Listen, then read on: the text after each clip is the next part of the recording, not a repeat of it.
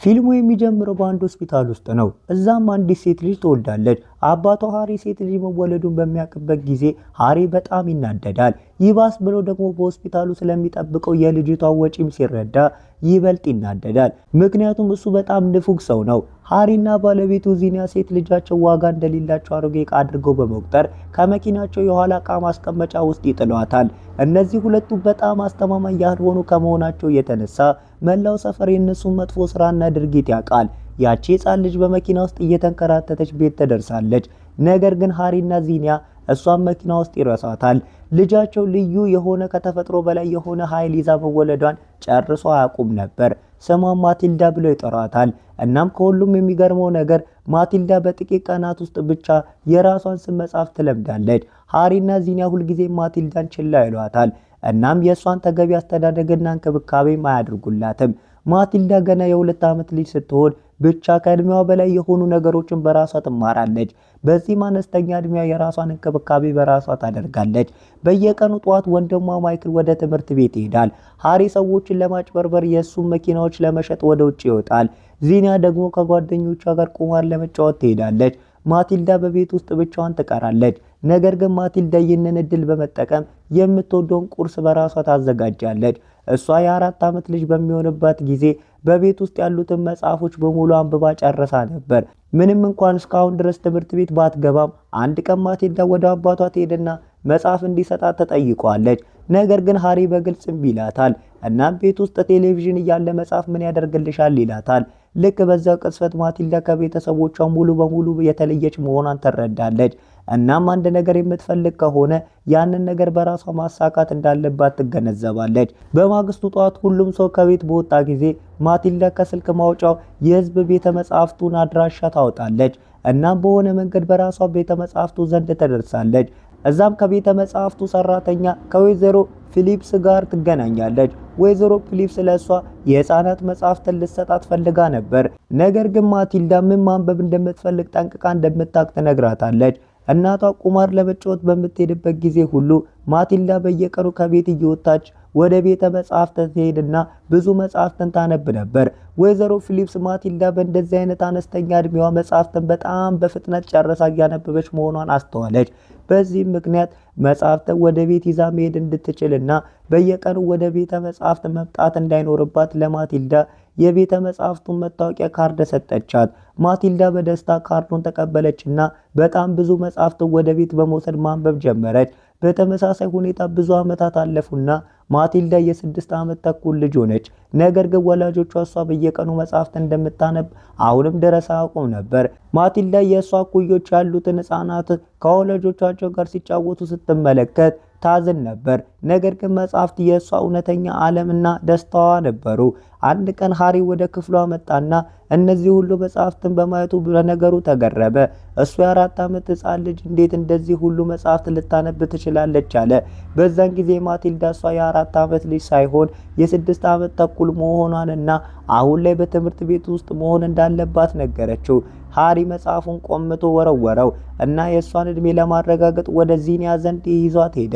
የሚያስገርመው ነገር ግን እናቷም ጭምር ማቲልዳ አሁንም ገና የ4 ዓመት ልጅ እንደሆነ ይታሰብ ነበር። ይህ ሁሉ የእነሱ ግዴለሽነት ውጤት ነበር። ማቲልዳ ትምህርት ቤት መሄድ እፈልጋለሁ ብላ ነገረቻቸው።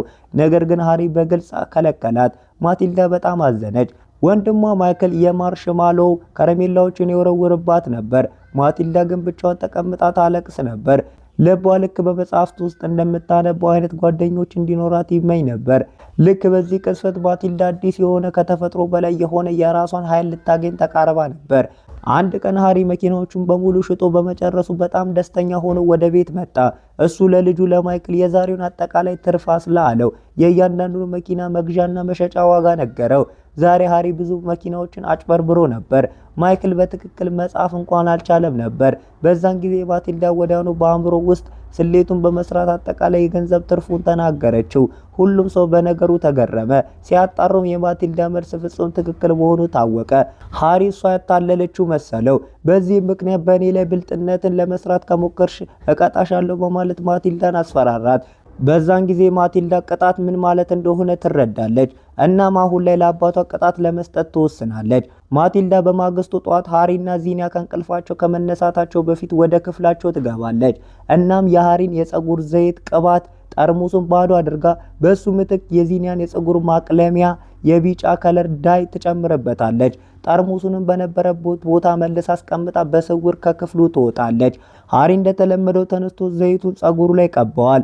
ማይክልንም ዛሬ ወደ ሱቅ ይዤ እሄዳለሁ፣ ነገ እኮ የኔን ቢዝነስ የምታስተዳድረው አንተ ነህ ይለዋል። ሃሪ ለልጁ ለማይክል ሰዎችን የኔን ፊት መልከ መልካምነት አይተው ነው መኪና የሚገዙት፣ ለዚህ እኮ ነው ለመዘጋጀት ይሄን ያህል ጊዜ የሚወስድብኝ እያለ ይነግረዋል።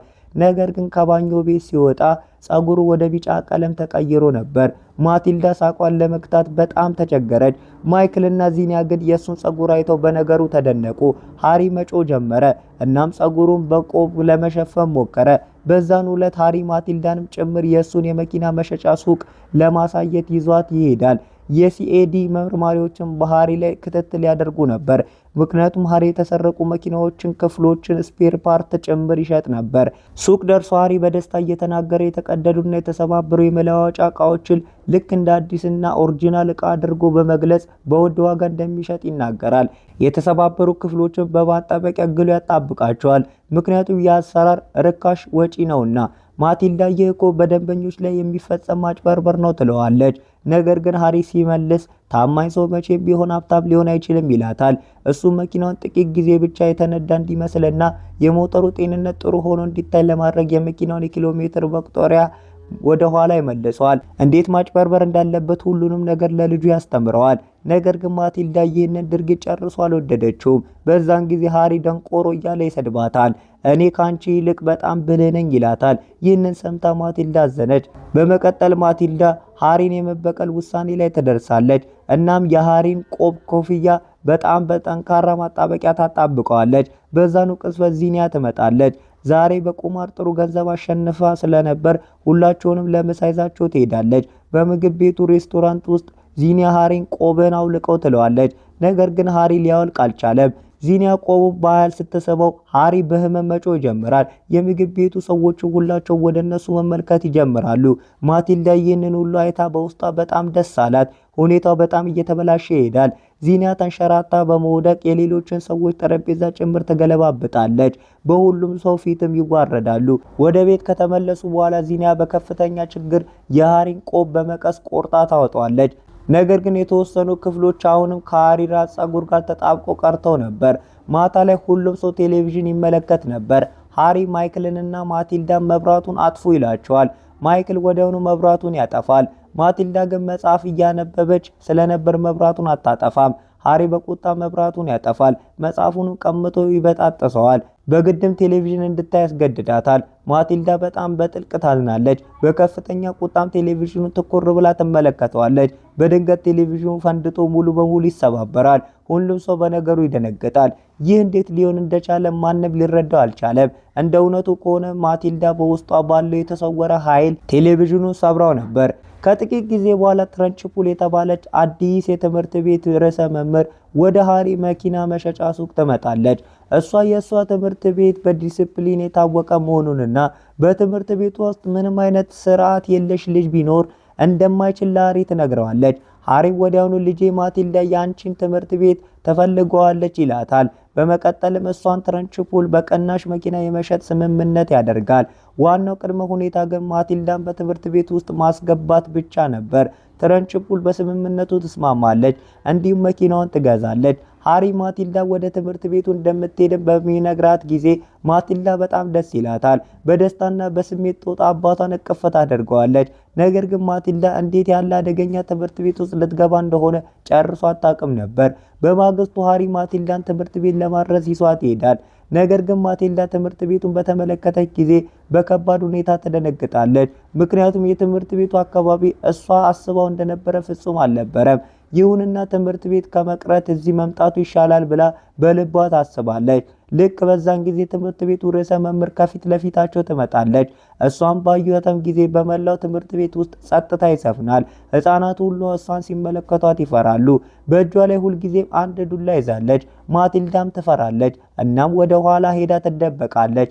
እዛም ከሌቨንደር እና ከሆርቴንሻል ጋር ትገናኛለች። ማቲልዳም ርዕሰ መምህሯ እውነት በዱላ ተመታታለች ብላ ትጠይቀዋለች። ሁለቱም ሲመልሱላት ርዕሰ መምህሯ መምታት ብቻ ሳይሆን ከዛም የከፋ እጅግ አስፈሪ ቅጣት ነው የምትሰጠው ብለው ነገሯት። እነሱም ሲያብራሩላት ርዕሰ መምህሯ ትናንት አንድ ወንድ ልጅ ከክፍሉ ውስጥ ማስቲካ ሲያኘክ ይዛው ቀጥታ አንስታ በመስኮት ወደ ውጪ ወርውረዋለች አሏት። እነሱ ለማቲልዳ ርዕሰ መምህሯ ቀደም ሲል በኦሎምፒክ ጨዋታዎች ውስጥ ትሳተፍ ነበር ብለው ነገሯት። በዚህ ምክንያት እሷ እጅግ በጣም ጠንካራ ጉልበት ያላት ናት። የእሷ ከሁሉም በላይ አደገኛ ቅጣት ቾክ ይባላል። እሱም አንድ ትንሽ ጨለማ ክፍል ነው። የዛ ክፍል ግድግዳዎችና በሮች በሚስማሮች የተሞሉ ናቸው። ይህንን ስትሰማ ማቲልዳ ይበልጥ መፍራት ትጀምራለች። በዚህ መሃል ርዕሰ መምህሯ ረጅም ጸጉር ያላትን አማንዳ የተባለች ሴት ልጅ ትመለከታለች። እሷም ወዲያውኑ ከነገ ጀምሮ የጸጉር አሰራርሽ መለወጥ አለበት ትላታለች። አማንዳ እምቢ በማለቷ ምክንያት ርዕሰ መምህሯ ጸጉሯን ይዛ በአየር ላይ ታሽከረክራታለች እና ርቃ ወደሚገኘው የአትክልት ስፍራ ትወረውራታለች። ከዛ በኋላ ህፃናቱ በሙሉ በፍጥነት ወደ የክፍላቸው እንዲገቡ ትዕዛዝ ትሰጣለች። ነገር ግን የማቲልዳ መምህር ሚሳኒ ከርዕሰ መምህሩ ፍጹም የተለየች ነበር። እሷ እጅግ በጣም ርሩና ልበ ለስላሳና ህፃናትን በሙሉ የምትወድ ናት። ሚሳኒ ለማቲልዳ የእንኳን ደህና መጣሽ አቀባበል ታደርግላታለች። እሷም ለማቲልዳ መልሱን የምታውቂ ከሆነ ሳትፈሪ እጅሽን አውጪ ትላታለች። በክፍሉ ውስጥ ሚሳኒ ህፃናቱን የሂሳብ ማስ ጥያቄዎችን ትጠይቃለች። ቀላል ለሆኑ ጥያቄዎች መልስ ሁሉም ሰው ያውቅ ነበር። ነገር ግን እሷ አንድ አስቸጋሪ ጥያቄ በምትጠይቅበት ጊዜ መላው ክፍል ጸጥ ይላል። ልክ በዛን ጊዜ ማቲልዳ ወዲያውኑ ትክክለኛውን መልስ ትሰጣለች። ይህንን በመስማት ሚሳኒ ትገረማለች። እሷ ራሱ ስታስበው የማቲልዳ መልስ ፍጹም ትክክል እንደነበረ ትረዳለች። እሷም ማቲልዳን ይህንን ሁሉ እንዴት ልታውቂ እንደቻለች ትጠይቃታለች። ማቲልዳ ሂሳብና መጽሐፍትን ማንበብ በጣም እንደምትወድ ትነግራታለች።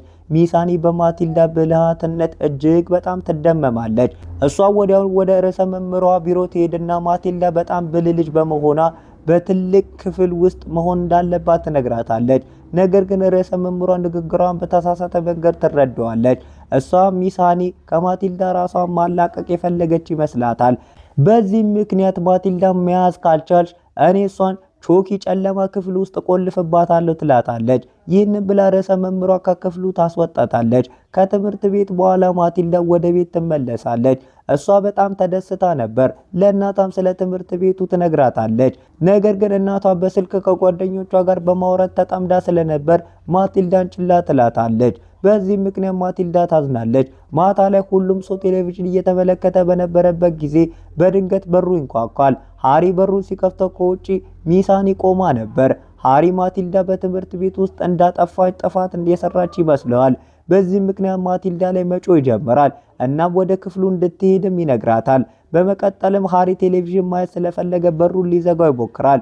ነገር ግን ሚሳኒ ታስቆመዋለች። ቴሌቪዥኑ ከልጅ በላይ የሚበልጥብህ ከሆነ አንተ ጥሩ አባት አይደለም ትለዋለች። በመጨረሻም ሃሪ ሳይወድ በግዱ ወደ ውስጥ እንድትገባ ይፈቅድላታል። ከዛ በኋላ ሚሳኒ ለማቲልዳ ወላጆች ልጃቸው በጣም ሊቅ መሆኗን፣ ጥሩ ትምህርት ካገኘች በጥቂት ዓመታት ውስጥ ኮሌጅ መድረስ እንደምትችል ትነግራቸዋለች።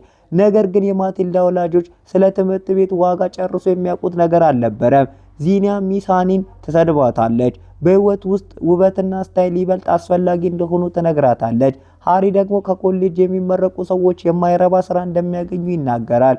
በዚህ ላይ ሚሳኒ ስትመልስ አንድ ሰው ሲታመም ወደ ተማረው ዶክተር ዘንድ ነው የሚሄደው፣ ዶክተር ደግሞ ከኮሌጅ ተምሮ ነው የሚወጣው ትላለች። በጥቂት ጊዜ ውስጥ ሚሳኒ ይህንን ቤተሰብ ማስረዳት እጅግ ከባድ መሆኑን ትረዳለች።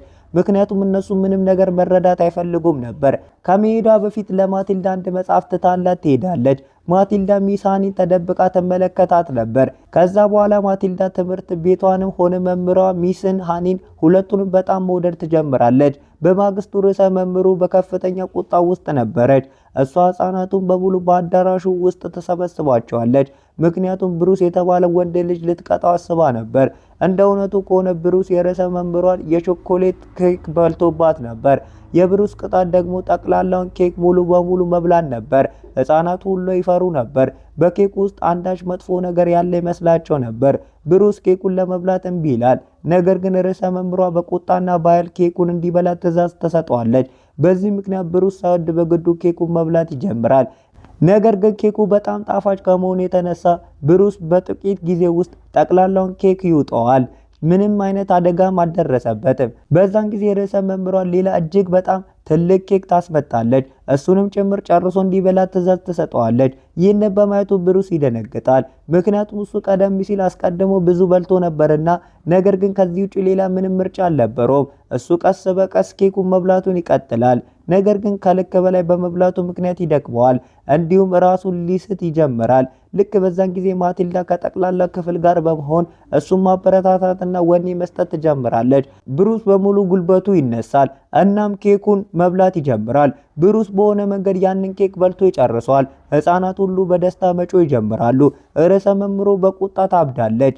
እናም ህፃናቱ በሙሉ ለ5 ተጨማሪ ሰዓታት በትምህርት ቤት ውስጥ እንዲቆዩ ቅጣት ትሰጣለች። ማታ ላይ ማቲልዳ ወደ ቤቱ በተመለሰች ጊዜ የሲአይዲ መርማሪዎች ከቤታቸው ውጪ ቆሞ ትመለከታለች።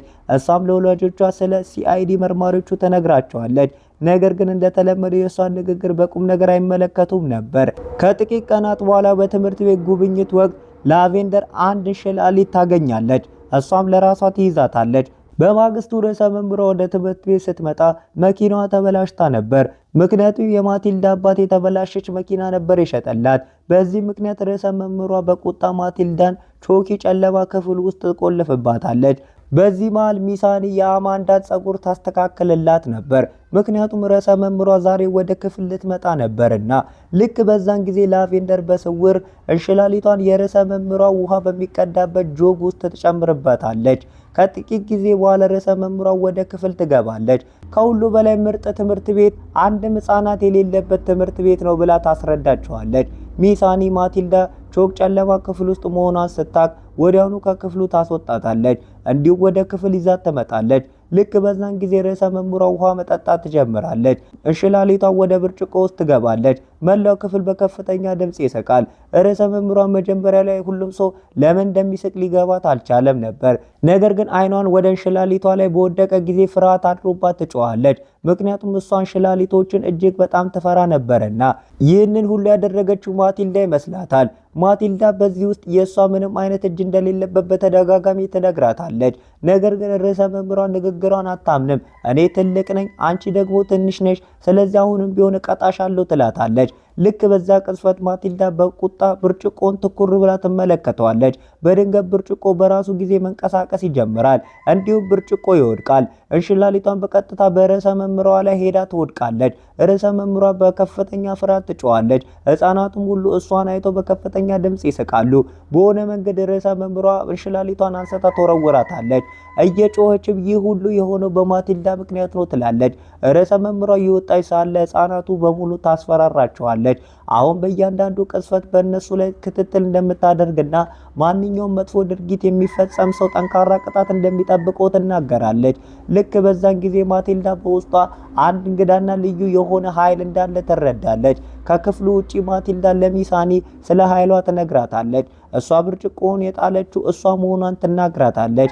ነገር ግን ሚሳኒ እንዲህ ሊሆን አይችልም ትላታለች። በዚህ ምክንያት ማቲልዳ ብርጭቆውን እንዴት እንደጣለችው ልታሳያት ትሞክራለች። እሷ ሙሉ በሙሉ ትኩረቷን ብርጭቆውን ትመለከተዋለች። ነገር ግን በዚህ ጊዜ ምንም ነገር አልተከሰተም። ሚሳኒ ማቲልዳ በጣም ተወዳት ነበር። በዚህ ምክንያት ማቲልዳ ወደ ቤቷ እንድትመጣ ትጋብዛታለች። ማቲልዳን በደስታ ትስማማለች። በመንገድ ላይ ማቲልዳ እውነት እኔ እቃዎችን ማንቀሳቀስ እንደምችል ያምናሉ ብላ ትጠይቃታለች። ሚሳኒ በውስጥሽ ባለው ኃይል ላይ ማመን አለብሽ ትላታለች። በዚህ መሃል እነሱ በርዕሰ መምህሯ ትረንችፑል ቤት ፊት ለፊት ያልፋሉ። ማቲልዳን በመገረም በርዕሰ መምህሯ ቤት ውስጥ ለምን ዥዋዥዌ የተሰቀለ ብላ ተጠይቃታለች። በዛን ጊዜ ሚሳኒ የራሷን ታሪክ ትነግራታለች። በሕፃንነቷ ጊዜ እሷ የምትኖረው በዚህ ቤት ውስጥ ነበር። ቤታቸው እጅግ በጣም ያማረ ነበር። ነገር ግን እሷ ገና የ2 ዓመት ልጅ ሳለች እናቷ ሞተች። የ5 ዓመት ልጅ በሆነችበት ጊዜ ደግሞ አባቷ እንዲሁም በአንድ ሚስጥራዊ እንግዳ መንገድ ህይወቱ አለፈ። ከዛ በኋላ እነሱ አክስቱ ትረንችፑል ቤታቸውን ወረረችው። እናም ከሚሳኒ ጋር እጅግ በጣም መጥፎ ባህሪ ታሳይ ነበር። ሚሳኒ አድጋ ስራ መስራት በጀመረችበት ጊዜ ለብቻዋ መኖር ጀመረች። ነገር ግን ትረንችፑል የነሱን የድሮ ቤት የሷን መጫወቾችና ፎቶግራፎችና የቀሩትን እቃዎች በሙሉ በራሷ ዘንድ አስቀርታቸው ነበር። ሚሳኒ ለማቲልዳ ይህንን ሁሉ የምትነግራት ማቲልዳም የራሷ ቤተሰቦች ክብር እንደማይሰጧት ስለምታቅ ነበር።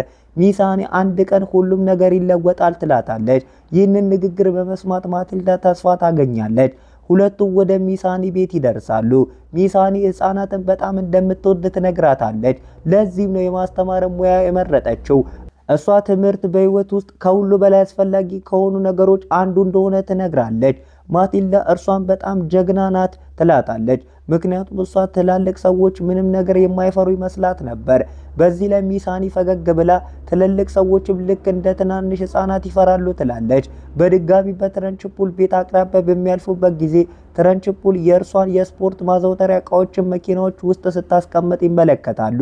ልክ በዛ ቦታ ላይ አንዲት ጥቁር ድመት ትመጣለች። እሷን ባየች ጊዜ ትረንችፑል በከፍተኛ ሁኔታ ትደነግጣለች። ከጥቂት ጊዜ በኋላ መኪና ውስጥ ተቀምጣ ለስልጠና ትወጣለች። ይህንን በማየት ማቲልዳ ትደሰታለች። እናም ሚሳኒ ኑ ወደ ቤት ውስጥ እንግባና የእርሶን እቃዎች መልሰን እናምጣ ትላታለች። ማቲልዳ እየሮጠች ወደ ትረንችፑል ቤት አቅራቢያ ትሄዳለች። በዚህም ምክንያት ሚሳኒን ከበስተጀርባ መከተል ነበረባት። ሁለቱም በስውር ወደ ቤት ውስጥ ይገባሉ።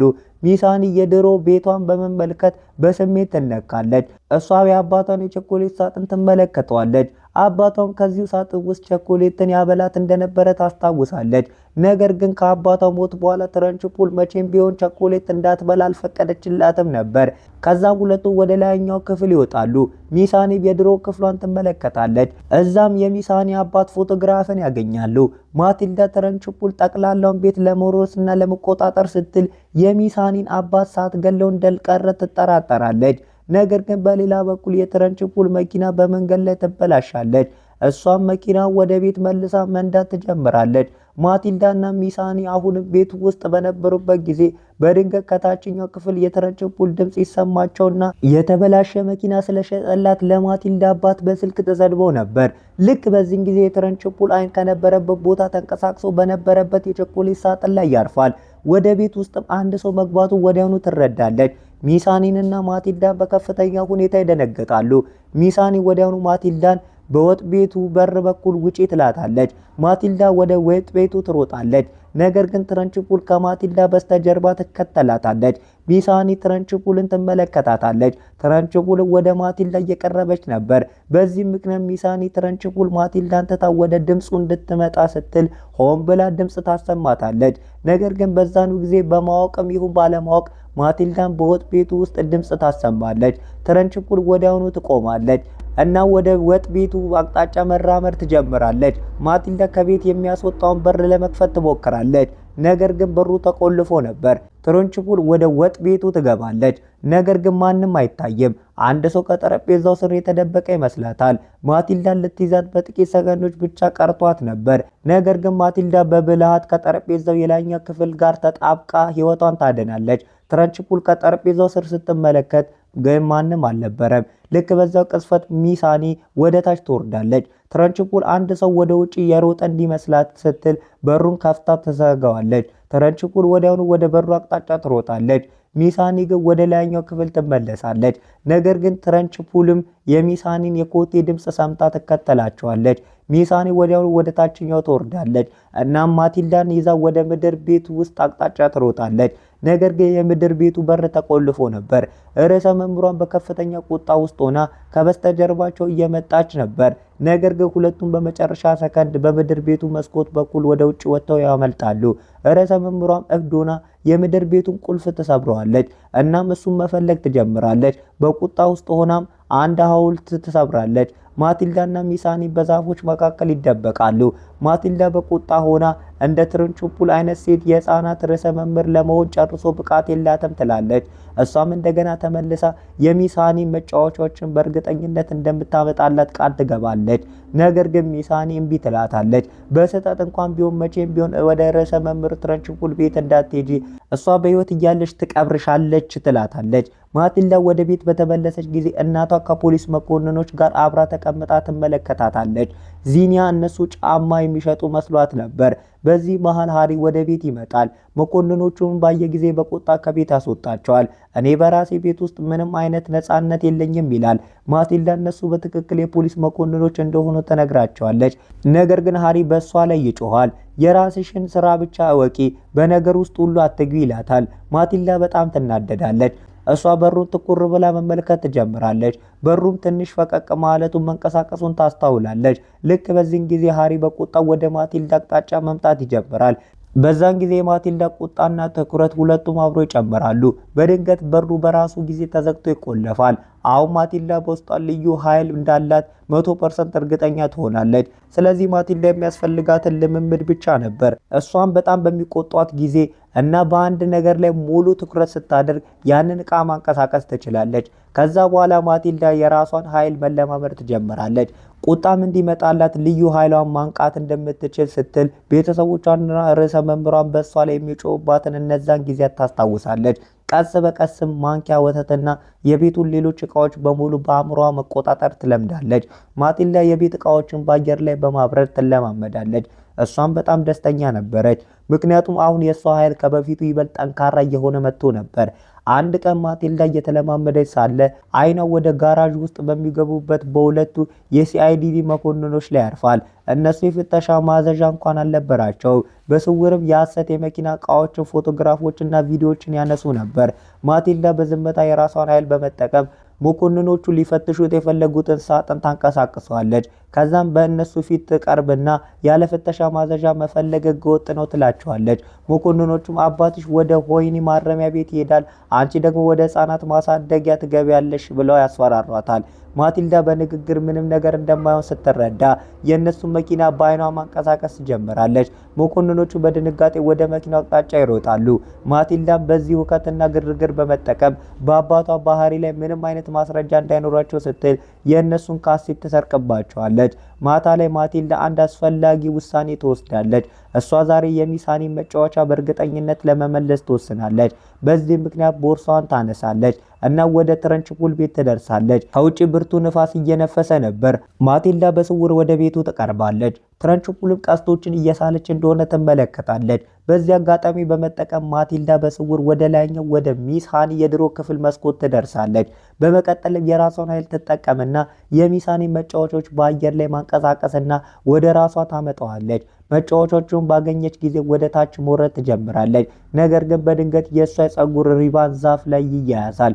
ከዛም ማቲልዳ የቸኮሌት ሳጥኑን ጭምር በኃይል ታንቀሳቀሰዋለች። እናም ቸኮሌቱን ትወስዳለች። ርዕሰ መምህሯ ከቤት ውጪ አንድ ሰው እንዳለ ይሰማታል። እሷም ወዲያውኑ በመስኮት በኩል ወደ ውጪ ትመለከታለች። ነገር ግን ማቲልዳ በመሬት ላይ ተኝታ ትደበቃለች። በመቀጠል ማቲልዳ ልዩ ኃይሏን በመጠቀም ትጀምራለች።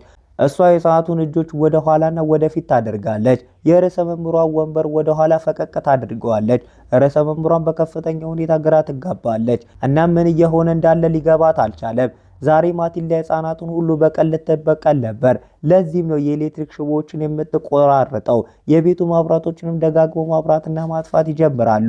ከዛም እሷ የቤቱን መስኮቶች በሙሉ ትከፍታለች። ከዛ በኋላ የርዕሰ መምህሯን ፎቶግራፍ አንስታ ወደ እሳት ውስጥ ትጥለዋለች። በእርሷም ምትክ የሚሳኒ አባት ፎቶግራፍን ትሰቅላለች። ይህንን ሁሉ በመመልከት ርዕሰ መምህሯ በከፍተኛ ሁኔታ ትፈራለች። የማቲልዳ እቅድ ርዕሰ መምህሯ የሚሳኒ አባት መንፈስ ከዚህ ቤት ሊያስወጣኝ ይፈልጋል ብላ እንድታስብ ማድረግ ነበር። ርዕሰ መምህሯ ከቤት ወጣ በመኪናው መሸሽ ትጀምራለች። ነገር ግን ልክ በዛን ጊዜ አይኗ በማቲልዳ የፀጉር ሪባን ላይ ያርፋል። ርዕሰ መምህሯም እሱን በማሽተት ይህንን ሁሉ ያደረገባት አንድ ተማሪ እንደሆነ ወዲያውኑ ትረዳለች። በሌላ በኩል ማቲልዳ ስራዋን ካጠናቀቀች በኋላ ከዛ ቦታ ትወጣለች። በማግስቱ በትምህርት ቤት ውስጥ ማቲልዳ ለሚሳኒ መጫወቻዎች አሻንጉሊቷንና የቾኮሌት ቁርጥራጮችን ትሰጣቸዋለች። ይህንን በመመልከት ሚሳኒ በመገረም ትቀራለች። ነገር ግን በድንገት ርዕሰ መምህሯ ወደ ትምህርት ቤት ትገባለች። እናም ዛሬ የሚስ ሃኒን ክፍል ራሷን እንደምታስተምር ትናገራለች። በዚህ መሃል በማቲልዳ አእምሮ ውስጥ የተለየ ዕቅድ ይመላለስ ነበር። እሷ ለሚስ ሃኒ ስለ አባቷ አንዳንድ ጥያቄዎችን ትጠይቃታለች። ነገር ግን ሚስ ሃኒ በተለየ ጭንቀት ውስጥ ነበረች። መጫወቾቹን መልሰን በቤት ውስጥ ማስቀመጥ አለብን፣ አለዛ ርዕሰ መምህሯ ትገለናለች ትላለች። እሷ ለማቲልዳ ዳግመኛ ወደዛ ቤት እንዳትሄጂ ከልክዬሽ ነበር ትላታለች። ነገር ግን ማቲልዳ በተረጋጋ ስሜት አይጨነቁ፣ ሁሉም ነገር መልካም ይሆናል ትላታለች። በመቀጠልም እሷ ወደ ቤት ውስጥ ጨርሶ እንዳልገባች ትነግራታለች። የጋራዡ ጣሪያ ላይ በመውጣት የራሷን ኃይል በመጠቀም ሁሉንም እቃዎች ይዛ እንደመጣች ትገልጽላታለች። መጀመሪያ ላይ ሚስ ሃኒ ልታምናት አልቻለችም ነበር።